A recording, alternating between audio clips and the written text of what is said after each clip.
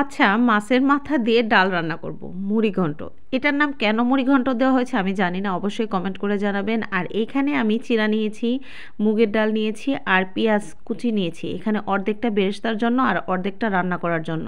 তো সবটাই আপনাদের দেখাবো। তো ফার্স্টে আমি এখানে এক মেজারমেন্ট মুগের ডাল আমি এখানে হালকা পরিমাণ ভেজে নিয়েছি। ডালের পরিমাণটা অবশ্যই আপনাদের দেখিয়ে দিচ্ছি। আর এখানে যখন হালকা ব্রাউন কালার হয়ে আসবে, ডালের ফ্লেভারটা যখন আসবে, তখনই আপনি ডালটা নামিয়ে ফেলবেন। আর ভালো করে ধুয়ে সিদ্ধ করার জন্য চুলায় হালকা পরিমাণ পানি দিয়ে 2 মিনিটের মতো একটু সিদ্ধ করে নেবেন, কেননা এটা হালকা সিদ্ধ করে নিলে সুবিধা হয় ডালটা। আর এখন আমি মাছের মাথাটা ছোট ছোট পিস করে নিয়েছি। আর এখন ডাল সিদ্ধটা আপনাদের দেখিয়ে দিচ্ছি কি পরিমাণ সিদ্ধ করবেন। 2 মিনিট সিদ্ধ করলে যতটুকু সিদ্ধর পরিমাণ হয় ঠিক ততটুকুই, পুরা সিদ্ধ না, হাফ সিদ্ধর কম, এরকম সিস্টেম করে সিদ্ধ করে নেবেন। সিদ্ধ করার পর এখন রান্নার পালা। এখন চুলায় তেল দিয়ে দিলাম আর দিয়ে দিলাম 2টা তেজপাতা। তেজপাতার পর দিয়ে দিলাম কাঁচামরিচ কুচি আর পেঁয়াজ কুচি হাফ পরিমাণ, আর বাকিটা রেখে দিলাম বেরেস্তার জন্য।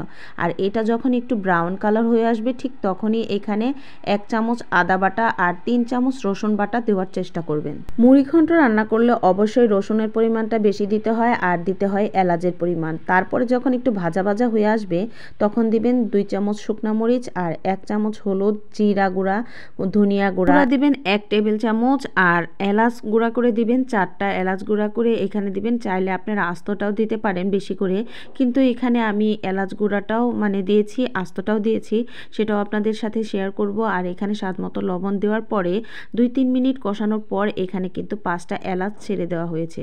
তারপরে দিলাম এখানে মুগের ডাল। মাছের মাথাটা যখন সেদ্ধ হয়ে আসবে ঠিক তখনই মুগের ডালটা ছেড়ে দিবেন। আর এটা খুব ভালো করে কষিয়ে নিতে হবে। মোটামুটি ডালটা 2-3 মিনিটের মতো ভালো করে অল্প আঁচে কষিয়ে নেবেন, এতে ডালের ফ্লেভারটা খুব ভালো আসবে আর মশলাটাও ওইরকম গন্ধ থাকবে না। তারপরে দিয়ে দিচ্ছি গোলমরিচ।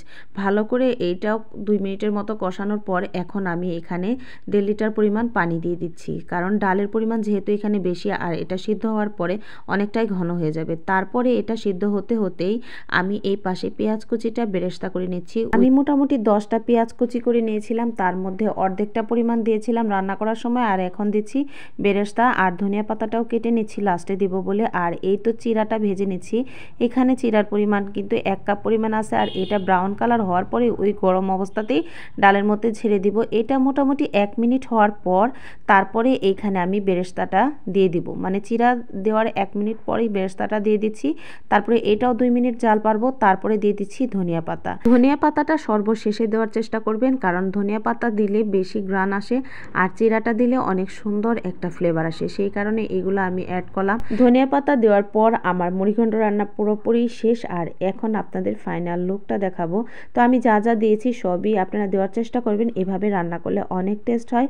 আর এখন আমি এই খাবারটা সার্ভ করে নিচ্ছি। দেখেন কি পরিমাণ সুন্দর হয়েছে, একদম ঘনও না একদম পাতলা। মুড়িঘণ্ট কিন্তু সবারই খুব পছন্দের খাবার। এইভাবে মাছের মাথা দিয়ে মুড়িঘণ্ট রান্না করবেন, অবশ্যই ভালো লাগবে। আর এখন আমি হালকা পরিমাণ ভাত নিয়ে মুড়িঘণ্টটা খেয়ে আপনাদের সাথে শেয়ার করতে যাচ্ছি।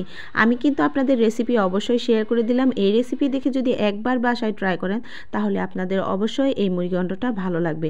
আর আমি এখন যখনই খাবারটা খাচ্ছিলাম আর দারুণ একটা স্মেল আসতেছিল, ধনিয়া পাতা আর সবচাইতে বড় ফ্লেভার আসছিল চিড়ার যে একটা ফ্লেভার সেটাও আসতেছিল, আর মুগের ডালের ফ্লেভারটা তো ছিলই। সব মিলে রান্নাটা অসাধারণ হয়েছিল। আজকে এই পর্যন্তই, দেখা হবে নতুন কোনো ভিডিওতে। আল্লাহ হাফেজ, আসসালামু আলাইকুম।